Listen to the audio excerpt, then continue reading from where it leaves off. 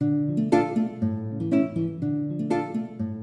reenactment that we're doing in Austin, Texas is probably the first, or at least one of the first, of the Battle of Puebla, which took place in May of 1862. So we decided, well, a lot of folks don't know about that in Austin or Central Texas or generally around the U.S. Many teachers will get up in front of a class and say, this is Mexican Independence Day, boys and girls, just like our 4th of July. Well, no, it's not. So I wrote a book about it. It's called Cinco de Mayo, What is Everybody Celebrating? And that came out, and kind of making friends with the reenactors and the book, and things just began to evolve. So we've brought them to Austin, Texas to fight the Battle of Puebla once again. And I think the Mexicans are going to win. So, we are portraying the French at this point in time, the French forces that were here. And our specific portrayal are the French Marines. They weren't called Marines, they were called Troupes de Marins. Their basic uniform was these white pants, white leggings.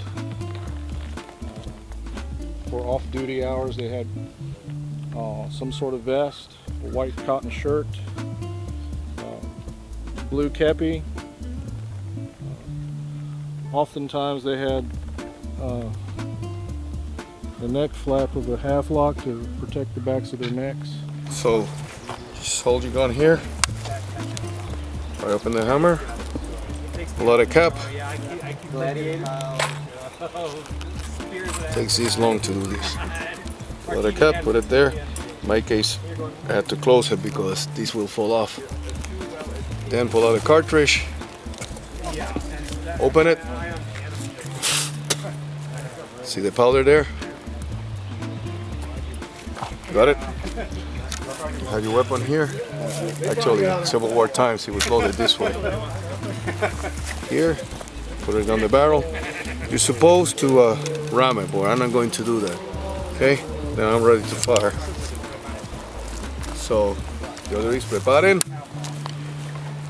Actually, I had to do something else before, because it may not fire at all. I had to slam it down like that. I'm going to fire, Judy. Preparen. I'm on the advisory board with Don Miles for Share the Culture, Cinco de Mayo, here in Austin. I met Don 3 years ago, and I've been able to help him, and he's done a great job in having 2.5 days of Cinco de Mayo festivities. We've put together a non-profit corporation now. It's called Share the Culture Incorporated, and we're trying to grow. This is our starting point, our first reenactment, but we'd like to attract schools, libraries, museums, civic clubs, and of course other sponsors, and people who are interested in reenacting, because there isn't much of it in Central Texas, or as a matter of fact,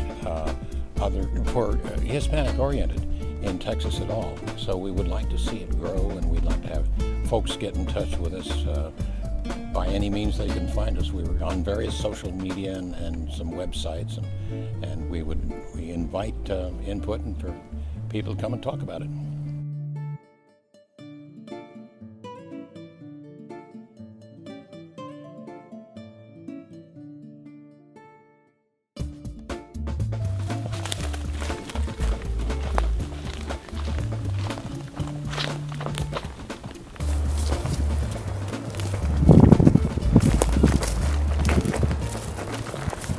What do I say?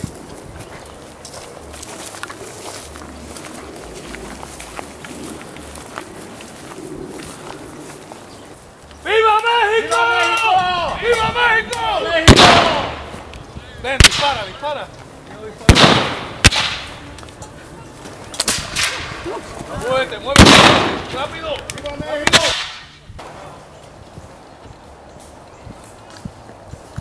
Muy bien. Eso.